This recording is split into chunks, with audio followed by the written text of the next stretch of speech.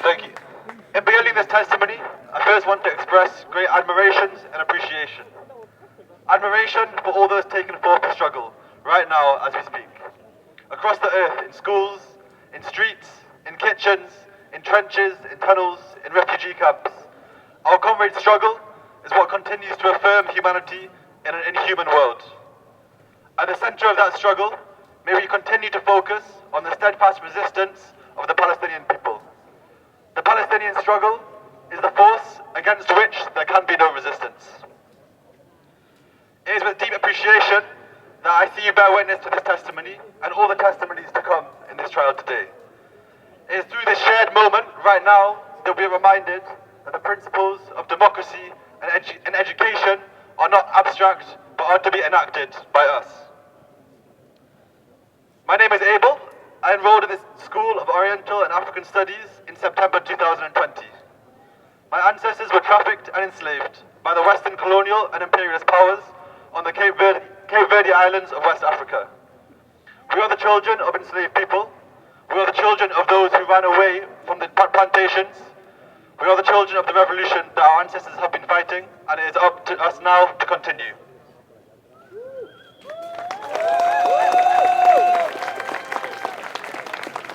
I exist, and we exist, in a generation which can look back with pride on the struggles of our ancestors. But also, we must analyse and act in our current conditions to build our collective future. It is for this reason that many of us come to this institution, despite the deep disgust that we hold for its colonial past.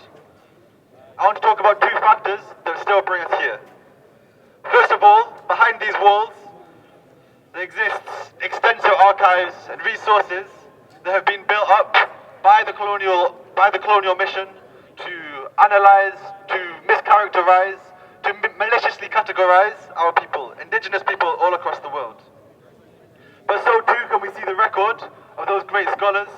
I'll bring up the name of Walter Rodney, who have taken upon themselves to go into those archives and reanalyse them, pick them apart, and understand the colonial mission so that we can better dismantle it. I'll talk about a second kind of document. A second kind of document that they keep behind these walls, only accessible with a student ID, that we are forced to enroll to have access to that. And that is the manuals of the nationalist, of the revolutionary movements, and those works the scholars have undertaken within an academic context to create intellectual tools that we may better continue this revolution. They are stored in these walls so that an imperialist mission can try and contain them, so that they can inform their counterinsurgency. It is up to us to be the insurgents, to go in and take those ideas out of the institution and back to our people.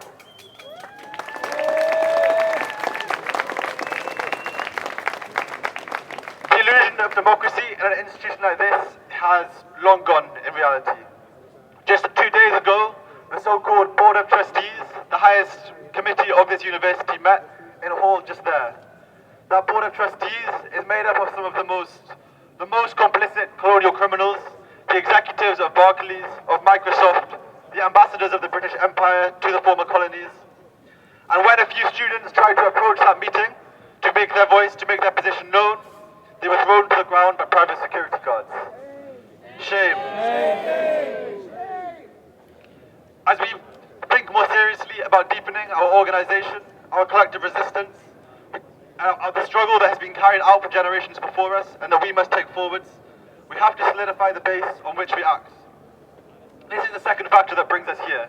It is a place for us to be together, to have one foot in the institution and one foot outside with our people.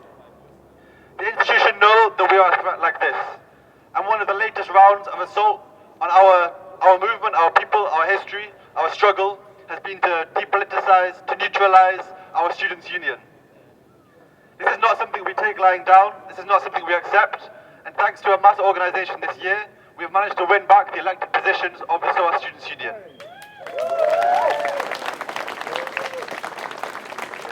This is a small first step, but it's one that we have to solidify, we have to build up our organisation, and we have to continue that with a perspective that we cannot just exist inside this institution, but our strength comes from outside.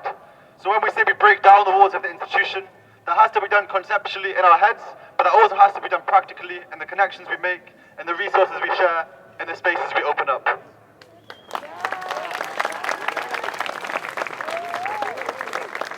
So I wrap up my testimony to charge SOAS with colonial crimes, of the misrepresentation of our people's histories, of our struggles, of the commodification of our people's histories, the appropriation of them as academic objects to be analysed, to be described in Western frameworks, and not to be engaged with as ongoing struggles. I charge SOAS with the assault on our collective organisation, and I make a commitment alongside you all today, I hope, that we will fight back, that we will deepen our organisation, and our struggle is only going to go up from here. Thank you.